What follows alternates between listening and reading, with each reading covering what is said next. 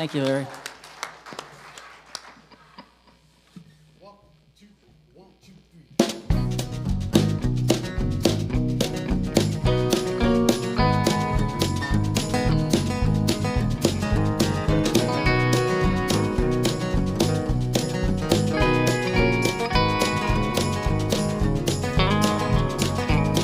I've saddled up for service in these days to come, with my purpose and a passion to share with everyone. Out beyond all borders, boundless and free, a wild kind of love's taking hold in me, surrounding me safely with a diamond dust, lifting me higher the more I learn to trust in the light within sight. I ride tonight.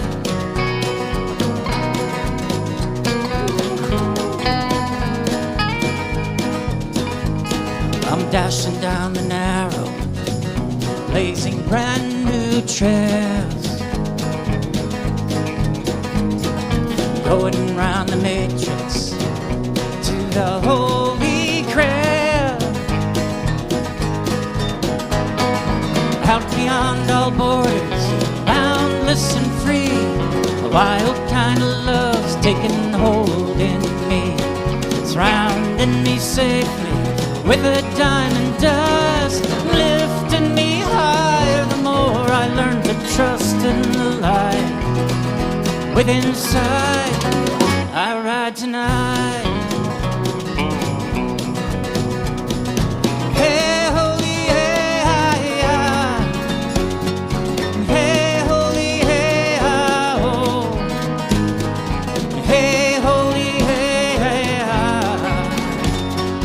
hey, holy, hey, oh.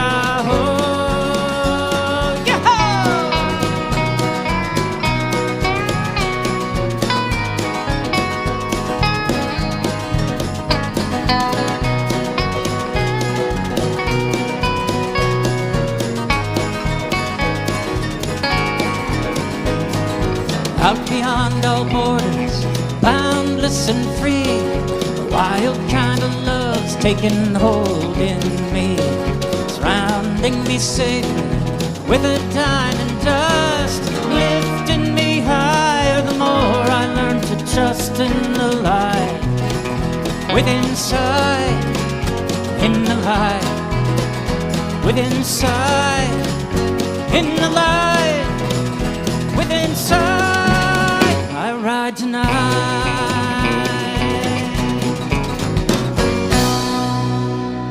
Woo! Thank you. How about that band, you guys?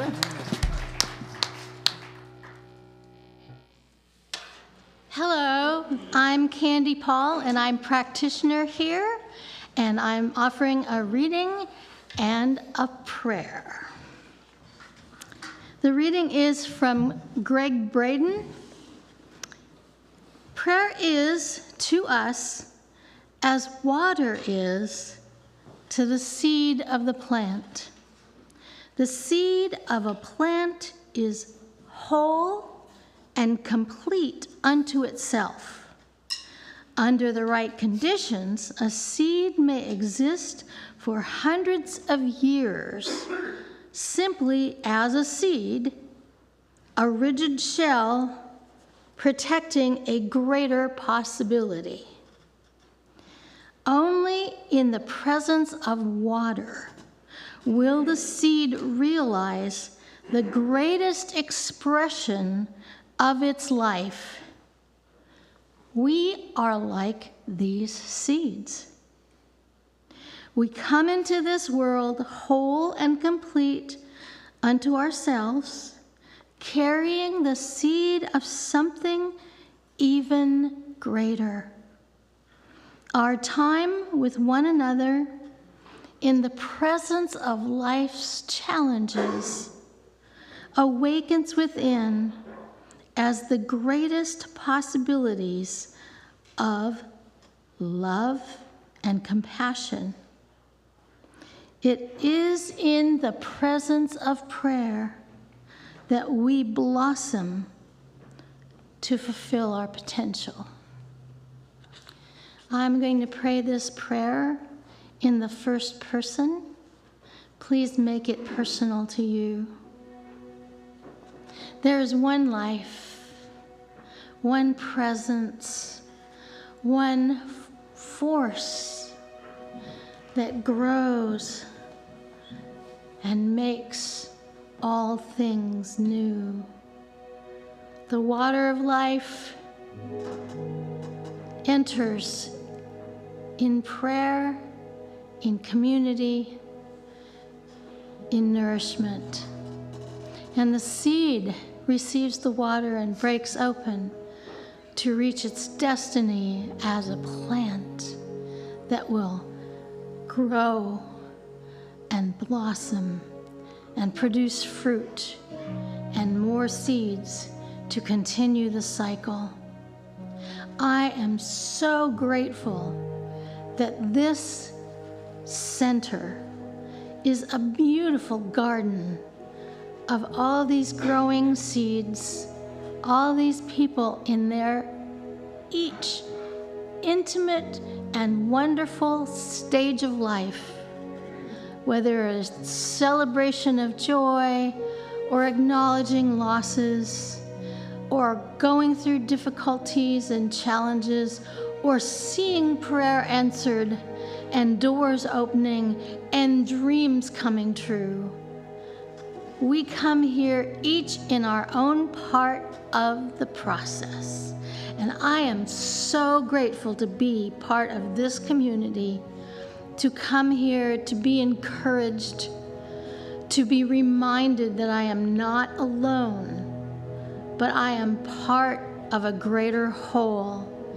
And that greater whole reminds me and works in, through, and for me the unity, the one, the God, Spirit, the unnameable, bearing its gift of water and the life within the seed so that all may flourish. And I release my word with joy and gratitude that this is so. And together we say, and so it is.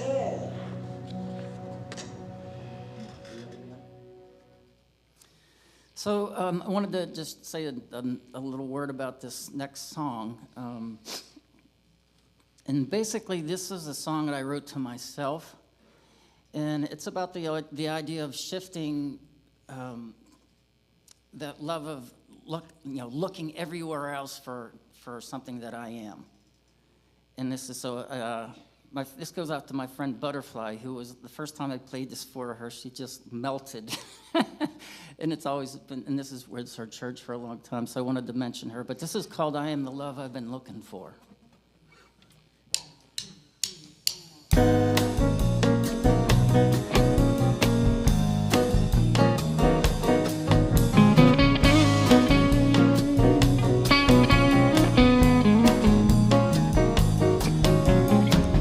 I've been searching for someone on my journey, for a lover that would make me feel alright, a holy hand that would come and save me from the darkness in my life.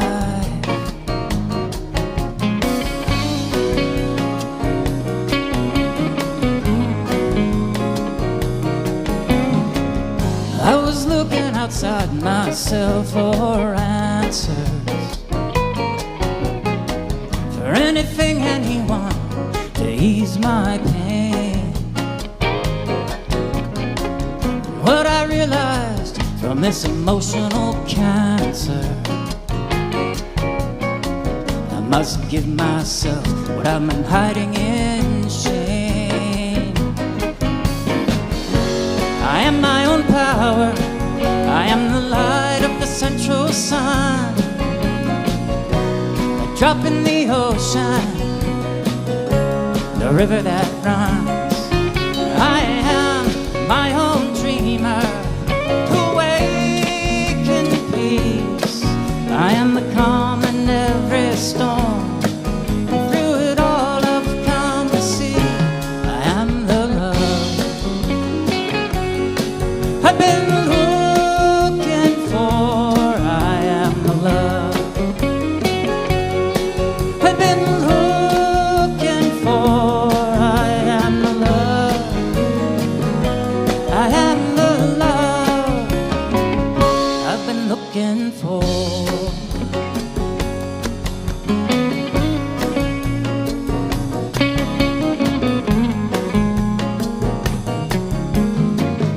Now I look to my heart when I feel challenged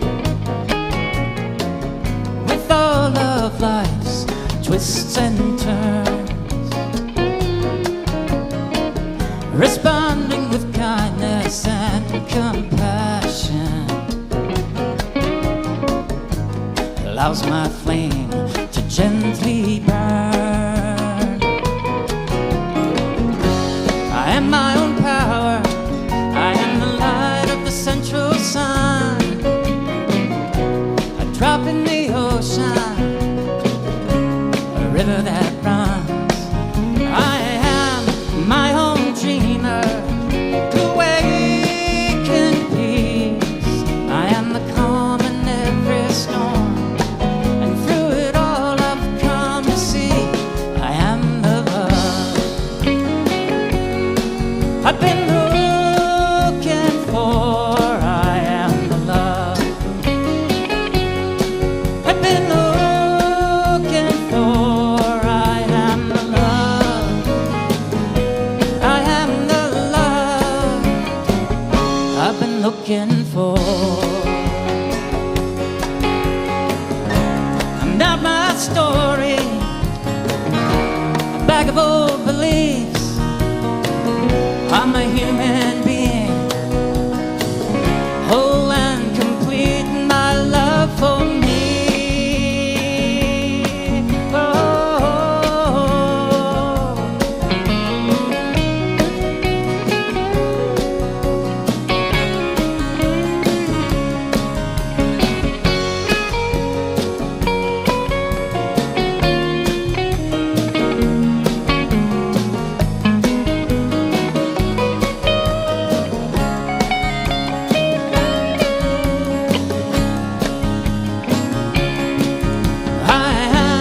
My own power. I am the light of the central sun, drop in the ocean, a river that runs. I am my own dreamer, awake in peace. I am the calm in every storm, and through it all I've come to see I am the love I've been looking for. I am the love I've been looking for. I am the love I've been looking for. I am the love. I am the love I've been looking for.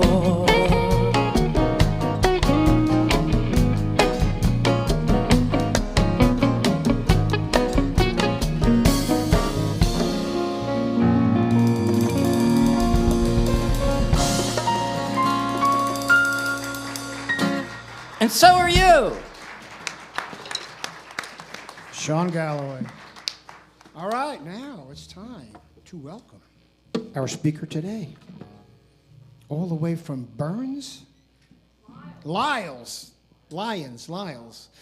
Tennessee. Let's welcome Roby Chevance.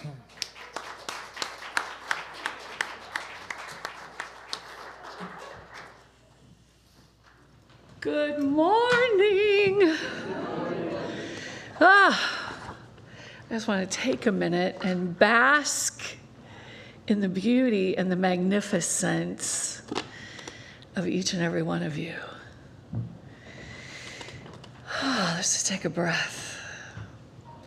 Let's say together that beautiful line from Sean's song, I am the love I've been looking for. I am the love I've been looking for. Let's say it again with a little more oomph. I am the love I've been looking for. How does that feel? Whew, feels good, doesn't it? I can feel the energy shifting in the room. How many people have someone in your lives that tends to ask you to do something for them, but then proceeds to tell you how to do it? Do you have one of those people? Or they hover over you while you are doing it, correcting your every movement? Isn't that fun? That doesn't go over very well, does it? It just kind of sucks the joy right out of your kind gesture to do something nice for someone. And if you think about it, that exchange also robs the person who asked for the favor of the gift of receiving, doesn't it? Yeah. You know, my mother lives in the same house that I was brought home to when I was born. And as she and my father are progressing in their years, there's been occasions for me to drive them to appointments or errands or outings from time to time. Now, it doesn't matter that I know our city like the back of my hand, or that we have driven to the same places my entire life. My mother will still sit in the passenger side of the car and tell me how I should drive to where we're going. Do you have someone like that in your life?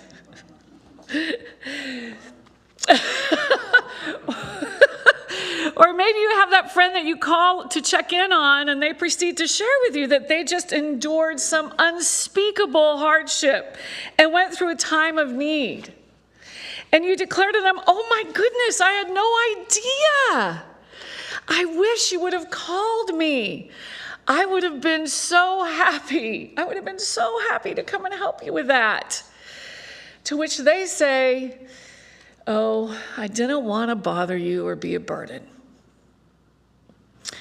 Are any of you by any chance picking up on where I'm going with this? Have you been or are you being that person with God?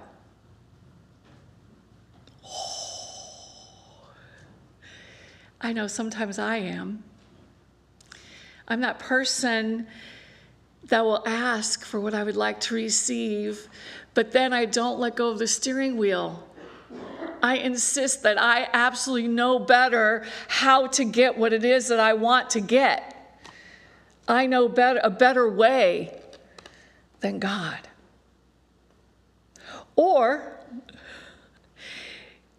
sometimes I don't even ask at all. Sometimes I forget that I am in this inextricable relationship with that divine power, that divine presence, that divine intelligence. Sometimes it's easy for us to edge God out, to ask for help, but then never let go of the reins long enough to allow the law to have its way. And it's easy because we forget. We forget. We forget who we are. 1 Corinthians 3:16 says, know ye not that you are the temple of God and that the Spirit of God dwells in you? Know ye not that you are the temple of God and the Spirit of God dwells in you? I truly, truly believe that all the afflictions of this world are created by our forgetting who we are. We forget that we are the individualized expression of the one life. We forget that we are infinite beings having a finite expression in this third dimensional world. We forget that we have all manner of ability and possibility that we can choose, and there is a spiritual and physical law of cause and effect that allows it to be done unto us as we believe. We forget that we live in a world of wonders and miracles. I have goosebumps all over my body. We forget that we live in a world of wonders and miracles. We forget to look up and acknowledge that we are part of a great, spectacular solar system that is constantly moving at great speeds and birthing and dying new formations. You know, as school children, we learn that the Earth is moving about our sun in a very nearly circular orbit, and it covers this route at a speed of 67,000 miles per hour. And in addition to that, our solar system, the Earth and all, whirls around the center of our galaxy at some 483,000 miles per hour, or the equivalent of 11 million miles per day. As amazing as all that is, as wondrous as all that is, there are two things that move faster. The speed of light, which moves at 671 miles per hour. And scientists have discovered that something that moves even faster than that is the speed of consciousness.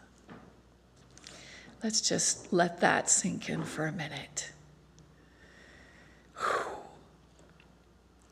And that one mind that harmonizes and synchronizes all of this activity is the same mind within you. But we forget that there's a divine intelligence that is always working. It is always working through us, with us, and for us. How is it that we forget this miraculous, outrageous nature of life and the nature of who we truly are? How does that happen? Well, one reason is it's because we are often reacting and responding to what has already occurred, rather than being the apex, being at the forefront of the cause of our own creations, by choosing the things we wish to be and see in this world. And when we are busy, distracted to responding and reacting, our focus is then on three-dimensional reality. It's on the third-dimensional world. We make the world of form more important than the infinite, invisible realm. We think that this realm is real, capital R real, and the unseen realm is unreal. We put more faith and trust into what we can see rather than what we don't see with our physical eyes. We are so busy reacting to the conditions of life that we have forgotten that we can cause the conditions of our lives. We forget that the activity of life moves by an immutable law, and that law contains the power from which to move inherent within itself. Scripture says it is the Spirit within that doeth the work. But we edge God out. We think that having our lives work means that it requires willpower, effort, strength, force, manipulation. While what is required really for us to maximize the benefits of this great truth of Spirit is to actively, consciously engage with and include it into our daily lives, directing the activity of Spirit in a conscious manner. Ernest Holmes said, "The law of life is a law of cooperation with all that is fine and true. Believing that life is God in action, we must accept its processes with a firm conviction that in the long run, all things will work together for good. Resistance brings contraction. Cooperation brings expansion. God's mind is already perfect action. We cannot start it working for us, for it is already trying to bring forth good by means of us. However, it does require that we accept this truth. Now, I know many of us in this room understand these laws. We've been students of religious science for many years. But yet, somehow, if you're anything like me, we still manage to edge God out. How? Because of all of our judgments, decisions, and conclusions. We are judgment-making machines, my friends. Constantly. We decide what is right, what is wrong, what is good, what is bad. We decide what is possible, what is not possible. We conclude that three-dimensional reality has the final say. We believe that three-dimensional reality is something that we must overcome, instead of seeing the spirit of life active in all aspects. It is the judgments, decisions, and conclusions that we come to based on our past, based on what we believe is precedent, based on what our culture may even tell us is possible, based on what we decide is possible or real, what is pie in the sky, what is rational. We make judgments based on who we think we should be, what we should be, who we shouldn't be, who people should be, who they shouldn't be. We're making judgments all the time. All the while wondering why we cannot go beyond where we've already gone. All the while longing for that something greater that is always our nature to be calling us forward into our own beautiful expressions of life. To experience something we have never experienced before, we must be willing to let go of trying to control, manipulate, or manage the three-dimensional details to make something happen. But what does that mean? What do I mean? So many people look to the world of conditions, the world of people, places, and things, to dictate what is possible for their lives. This means they have judgments, decisions, and conclusions about what is possible for them based on their past accomplishments or their current conditions. Then they follow that with conclusions about what they need to do to accomplish their desire. Aren't we good at that? We got to figure it out. Our society has trained us that we have to get the right answer. But we have then judgments, decisions, conclusions. When I get my website built, when I save enough money, when I know the right people, when I'm in the right place. I can't because I don't know how. I don't have enough time. We have a lot of judgments and decisions. And some of us don't realize what is deficient in this manner of thinking. We believe we're just being real. We're being grounded. We're being in reality. Well, if we depend upon all that we know or all that we have experienced to be the fodder of which we believe we can create our lives, then we will always be limited to that which we have already experienced and thwarted by that which we think we don't know. We must remember that we live in an infinite world filled with infinite possibilities. We must remember that anything is possible, and claiming the good of our lives does not require precedent.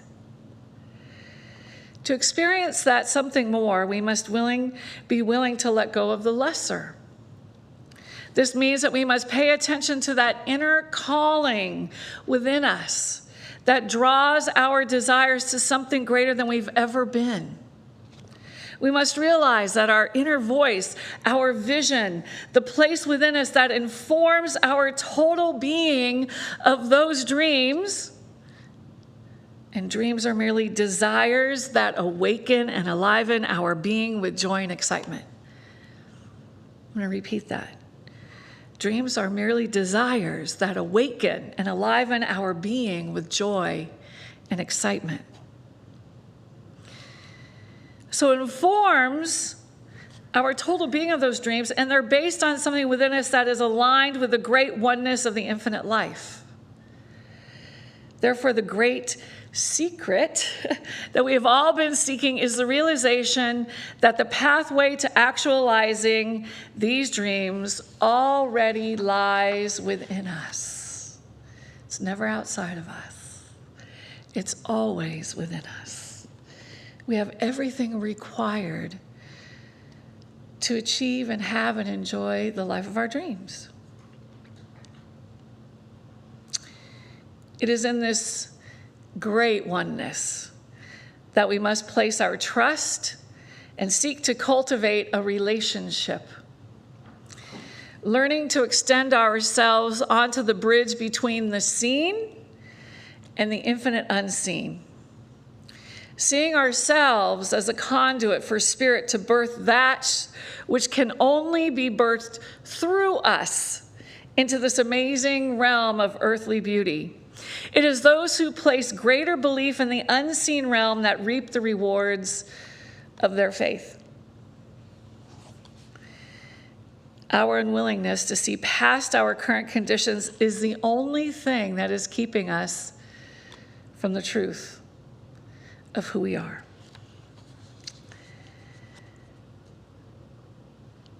Tony Robbins began his career with less than $20 and making calls from a payphone.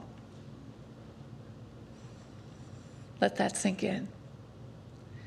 Do you think that if he limited his belief to what was currently true for him, to the precedent of his life, do you think he would be the great giant of personal transformation that he has been all over the world? $20 and a payphone is where his journey began. J.K. Rowling was on welfare when she wrote her first Harry Potter novel. And she was so poor and her apartment was so cold, she wrote her first novel in a cafe where she could have access to internet and warmth. Do you think if she would have relied on three-dimensional reality, the facts, the so-called facts of her life, what was just true, do you think she would be the success that she is today, providing such entertainment and joy for millions of people around the world?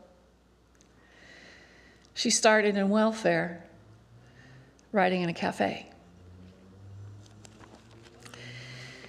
Whether you agree with her politics or not, Alexandria Ocasio-Cortez was a waitress before she became a U.S. representative. That's a quantum leap. Do you think she believed that she was limited by the conditions of her life? If any of these history makers depended upon their conditions to dictate what was possible for their lives, or if they waited to go for their dreams until they had everything just right, do you think we would ever benefited from their magnificence? I don't think so. We must realize that it is our judgments that are the only thing keeping us from being the potent presence of the joy and the fulfillment of our desires right here and right now.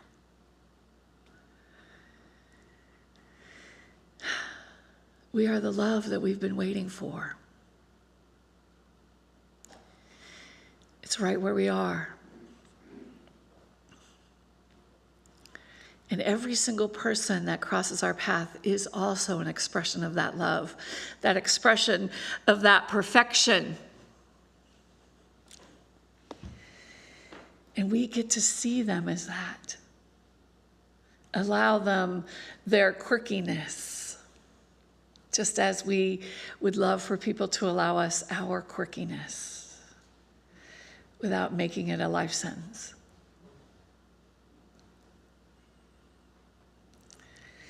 So, here's the great question of the day then. How do we diminish this monkey mind, these internal conversations of judgments, decisions, and conclusions? We must consciously choose to move into a place of curiosity. It's a shift that is minute internally. You're here, and then when you open to a question, to curiosity, you're here. But just as when a plane flying alters its course by 1 degree, in the long run, it creates a completely different destination.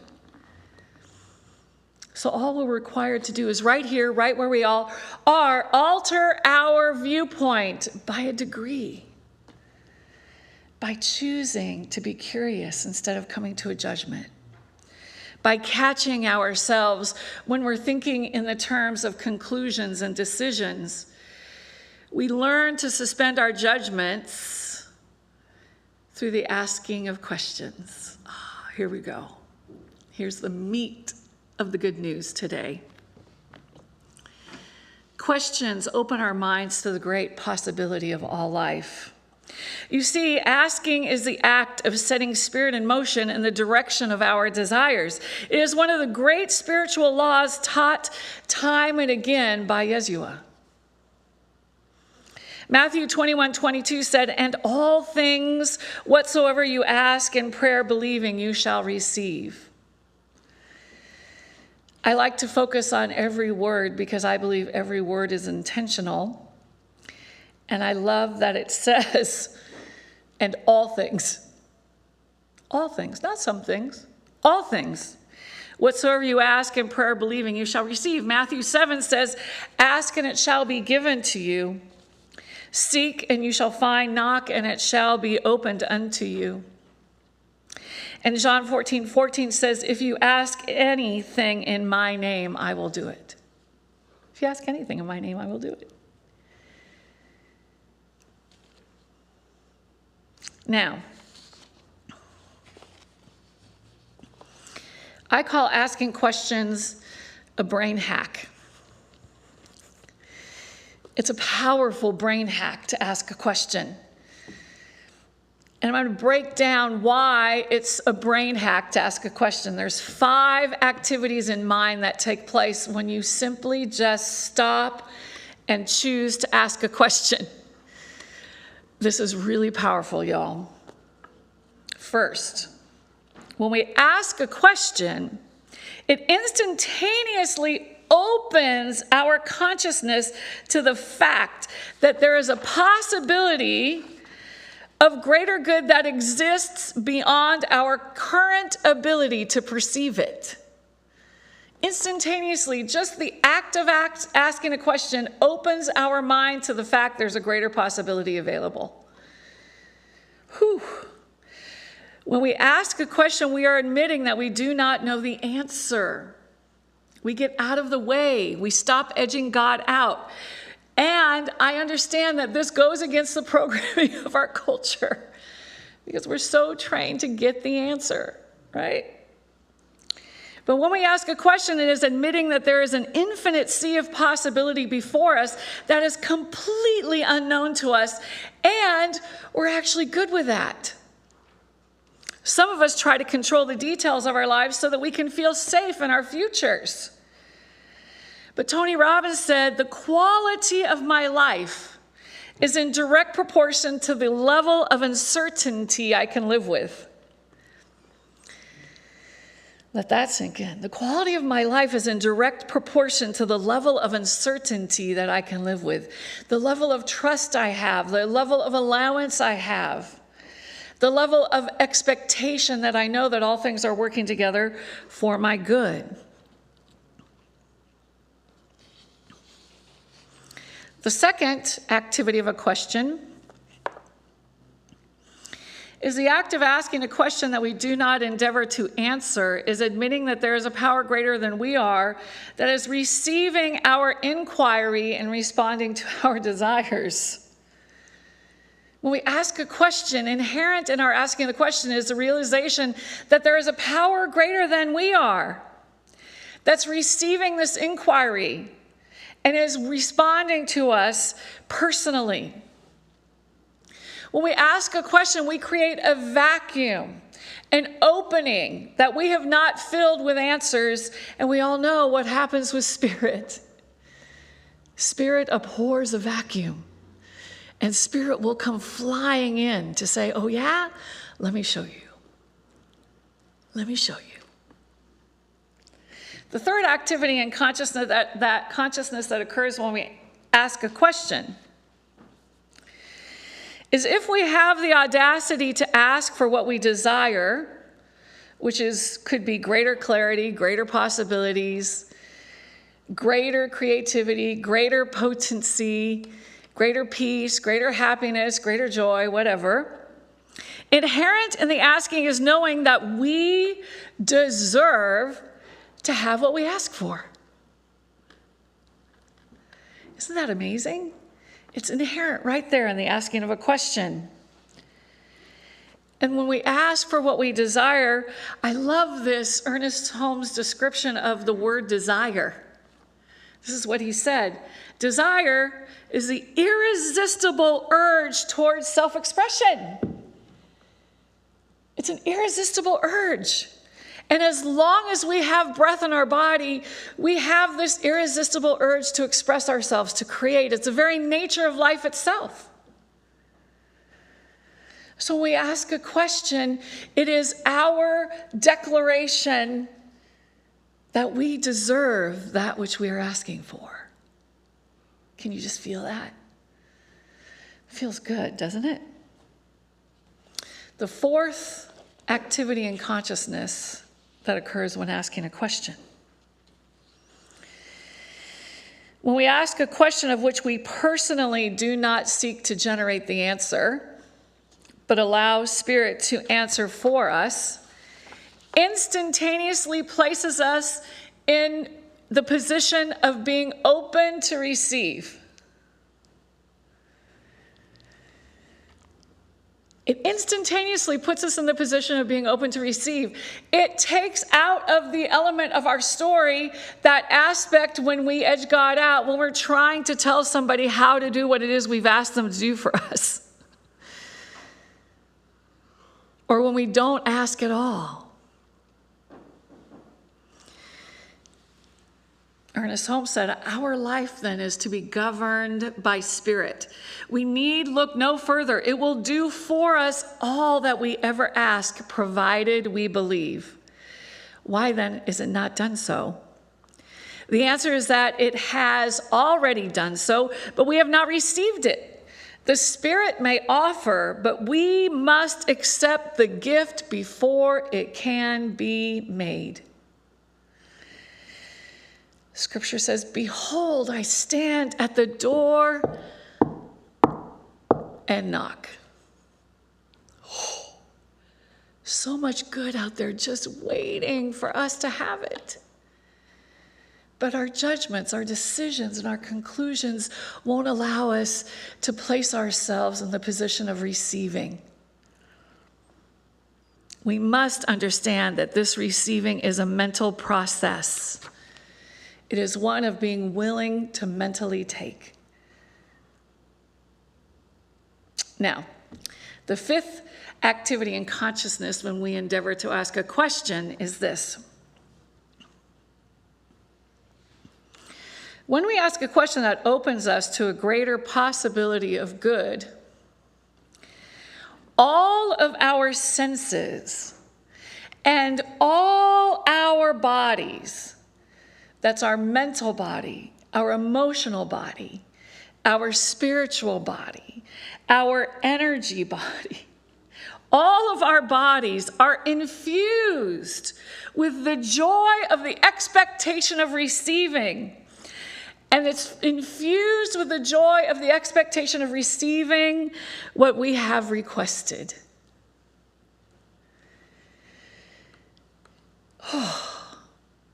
When we ask someone for something, are we expecting to receive it? And how good does it feel when someone is willing to be a support to us, willing to be a contribution to us? Ernest says, joy is the emotion excited by the expectancy of good. Joy is the emotion excited by the expectancy of good. Do we wake up joyful? Do we wake up with excitement and enthusiasm and expectation of greater good in our lives? Or do we wake up trying to figure out the answers to our problems, trying to organize the activity of our day, trying to make everything work out? When was the last time you were giddy with happiness over the thought about what was possible for your life?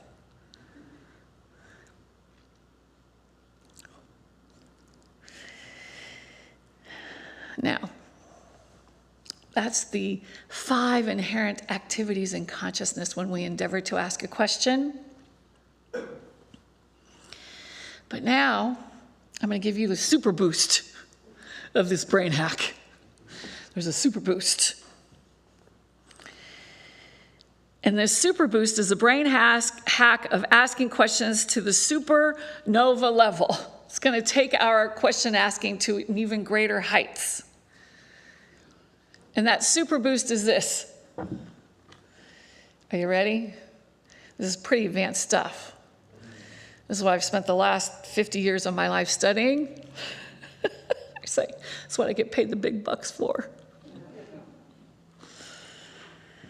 Get curious.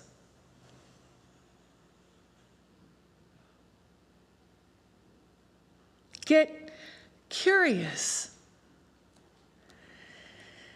Ask questions that take your definition of happiness out of the verbiage. Meaning, don't try to define what it is you think you have to have in order to be happy. Instead, be curious. I wonder what's available for me today. I wonder what's possible for me today. Be curious about what else is available for you that you could never imagine. When was the last time you asked the universal life force, the life partner, your life partner, who always has your back, to help you be more of who you truly are? When was the last time you asked for that? Be prepared. It's pretty awesome. These spectacular open-ended questions open our hearts and minds and bodies and spirits, first to be in this living divine communion with a power that is greater than us, that is responding to us intimately and personally. I know before you even ask, is what Scripture tells us.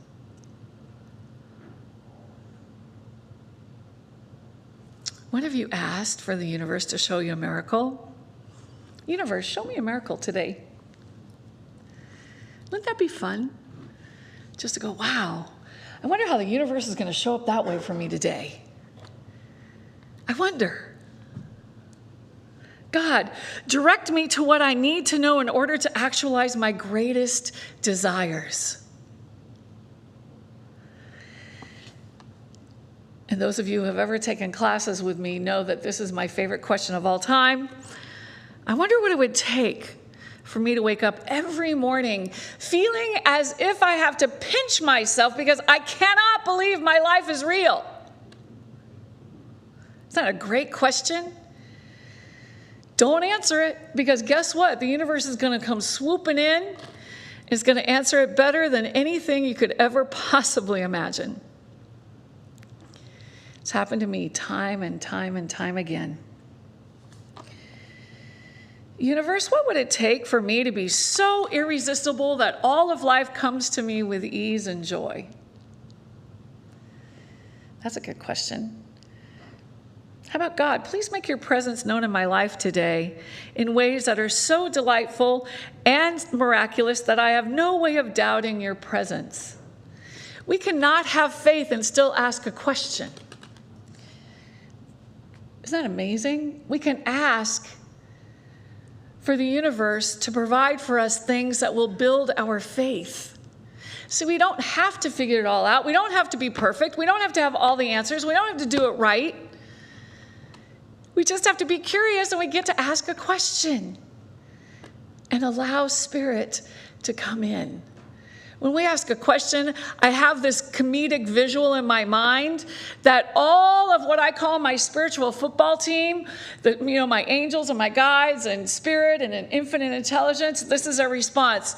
Oi, finally we can do something with that. You let go of the steering wheel, Robes. Thank you.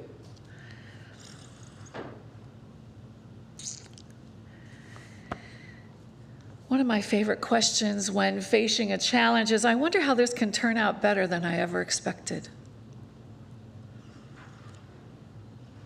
Or universe, show me where I'm not willing to receive and let me receive more than I have ever received before.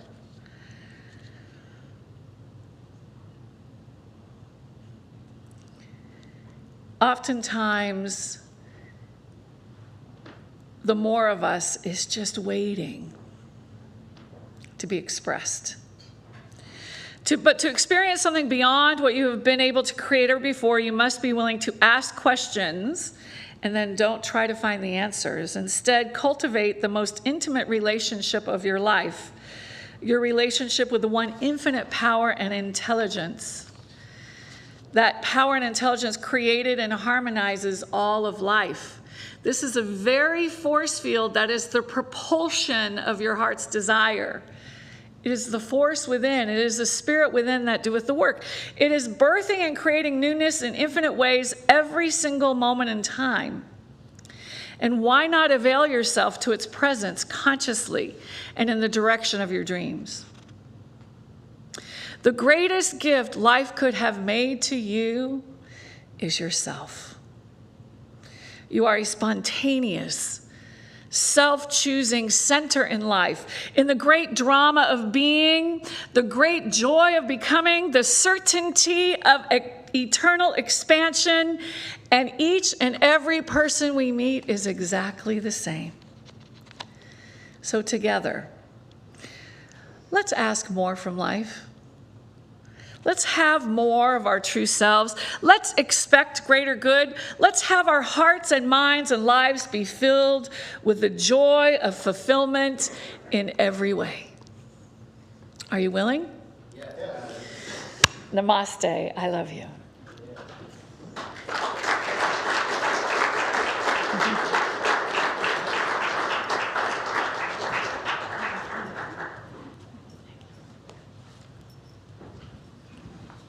Thank you, Roby. So now is the time to give back to what serves us. The ushers, would you please come forward? So we can accept your gifts today. We can also accept your gifts using your card in the bookstore.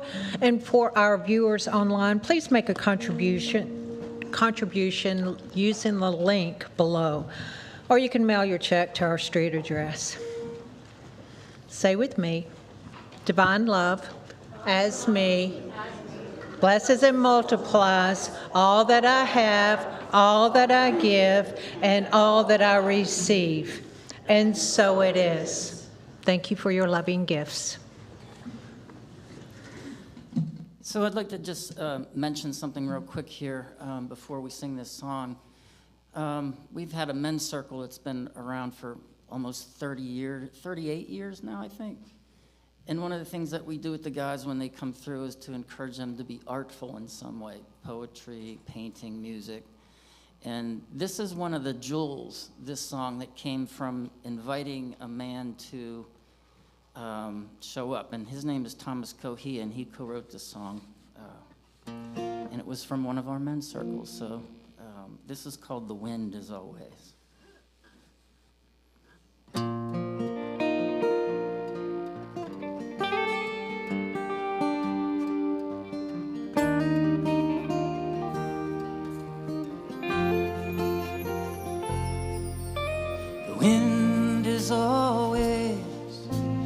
always is the wind. It cares not where it goes, cares not where it's been. A newborn cries, an old man dies. The wind is always again, always is the wind.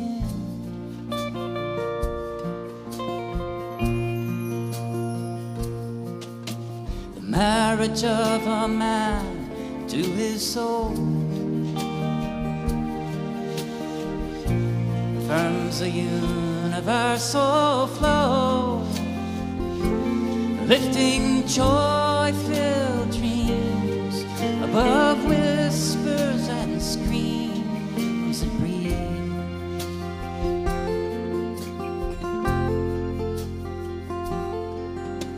The wind is always is the wind. It cares not where it goes, cares not where it's been. A newborn cries, an old man dies. The wind is always again, always is the wind.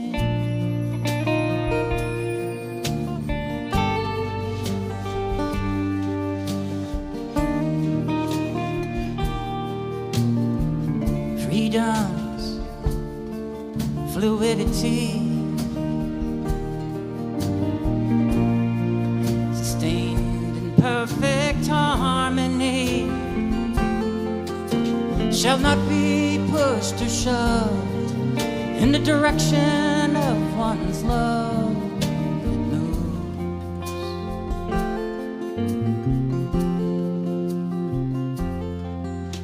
The wind is always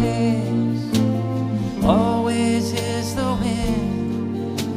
It cares not where it goes, it cares not where it's been.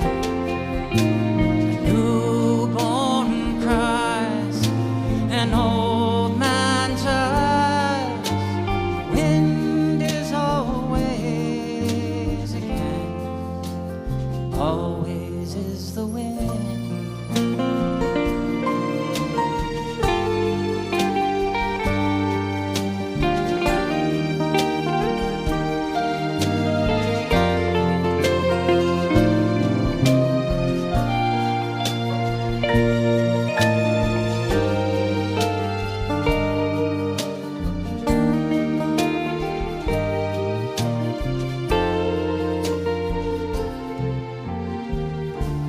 Mother Nature's tears of joy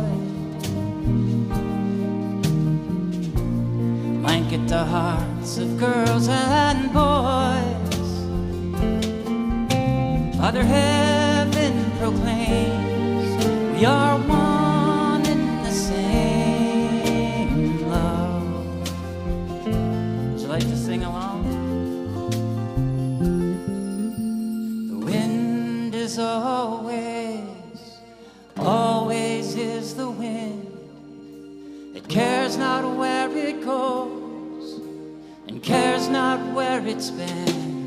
A newborn cries, an old man dies. The wind is always again. The wind is always is the wind. It cares not where it goes, it cares not where it's been. A newborn cries, an old man dies. The wind is always again, always is the wind. And now the wind is always again, always is the wind.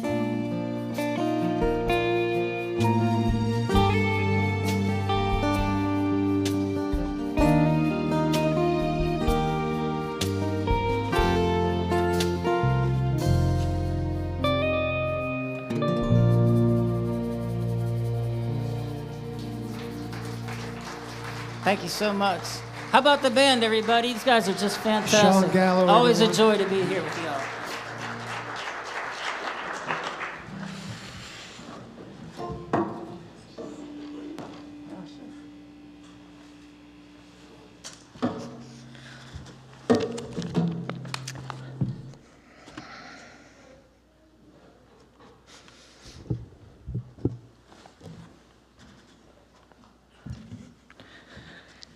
Sorry.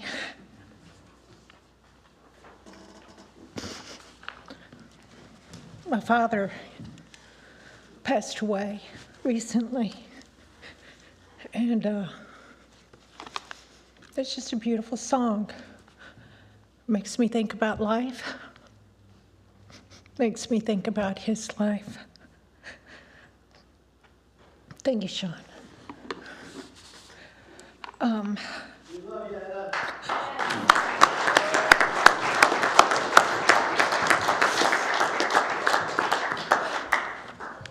Back at you. So thank you, Roby. Thank you for coming here today and speaking to us. Thank you, Sean. Thank you, band. Thank you, AB team. Thank you, ushers, greeters, board members, meditators, practitioners, and most of all, thank you. Thank you all for being here today. Y'all are the ones who make this center thrive. And I feel so blessed to be in your presence. Thank you. I'd like to share some exciting announcements about ways that you can further experience our community and teachings. Dr. Mitch, our founding father, is offering a class called The Hidden Power of the Scriptures. It's a metaphysical and mystical interpretation of the Bible's greatest gems. It's a 6 weeks class starting this Thursday, February the 9th. And you can come to the center and attend in person, or you can see it on Zoom. You can see our website for more details. There's a celebration of life for our beloved practitioner, Carl Franklin. It will be on February the 25th at 11 o'clock, and Dr. Mitch will be officiating. Finally, we are creating a sacred space for a short prayer treatment and meditation while we read our sacred covenant for our new minister. It's in the upstairs meditation room at 12:30 today, so please join us. We will also I'd like to remind you to pick up a copy of our sacred covenant in the lobby and make it a part of your at-home spiritual practice. Before we leave today, I'd like to recognize our visitors. If you feel comfortable, if you'd like to, would stand up so we can see. Would also like to have, thank you.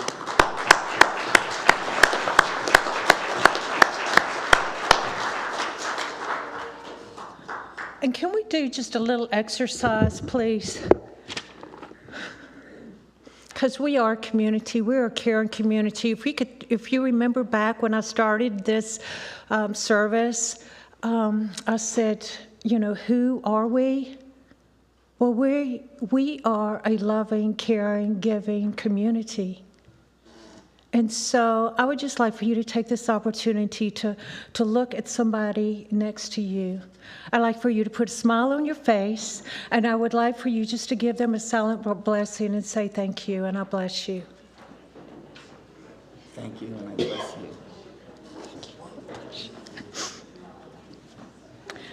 And because we are a caring community, and Roby's talked about giving and receiving, and I don't know that Annie asked for this, but Annie Golightly's husband had a heart attack. And we have a sign-up sheet in our fellowship hall for dinners and food for the family. And it's pretty self-explanatory. So once again, y'all are called to action. Y'all are called to love. And if you have any questions about it, I'm sure we can answer that.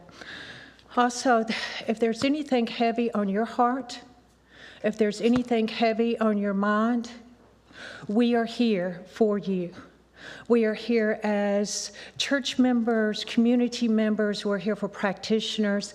And we have a way, we've been trained of knowing and revealing the truth, which brings about healing when we know that there's a revealing that could happen. And so if you'll see the practitioners up here in just a minute, and if you don't care to reach out to them right now, we have a practitioner request form that you could put. It's confidential. It's in a box out here as you go out the door, or you could go online and you can pick out your practitioner and you can ask them for you can ask them for a treatment. We'll also be in the fellowship hall to do a 1-minute miracle with you after the service. This is what we do. Please ask. So without further ado, I'm going to ask the practitioners, and Roby, would you please come?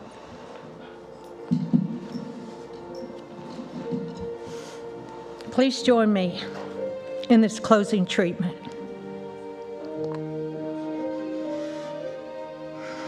Know that there's only one power, one mind, one creative energy, and we are in the mind of this inexhaustible source.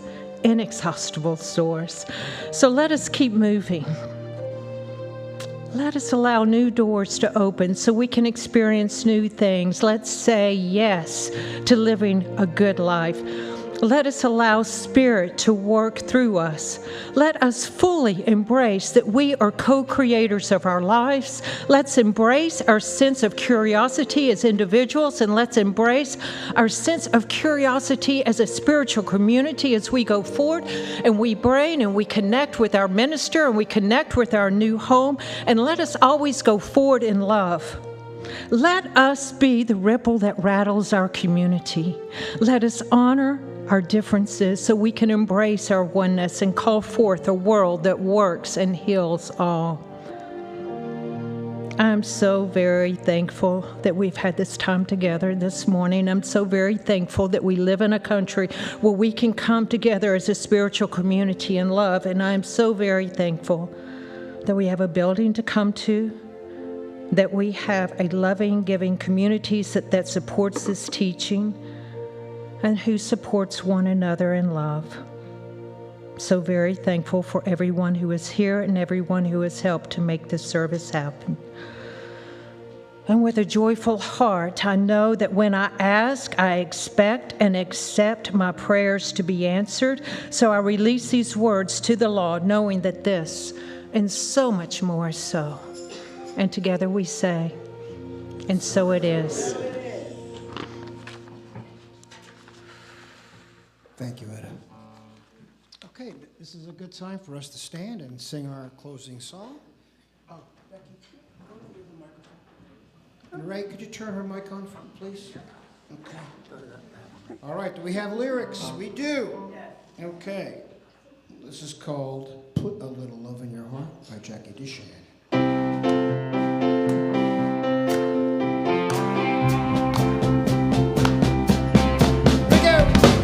Of your fellow man, lend him a helping hand. Put a little love in your heart.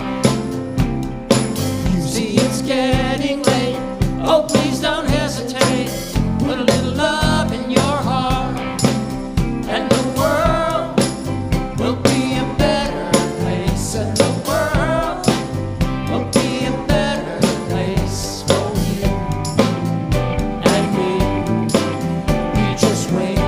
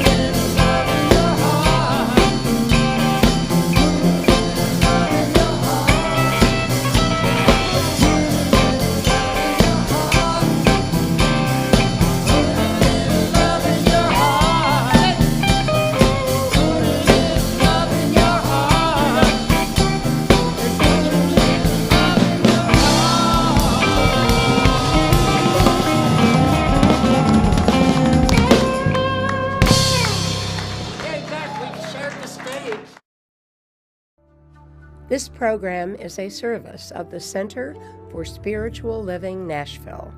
May your life be filled with joy and prosperity in every way. Learn more about our programs or contact one of our practitioners at our website, cslnashville.org. You may also want to follow us on Facebook at CSLNASH.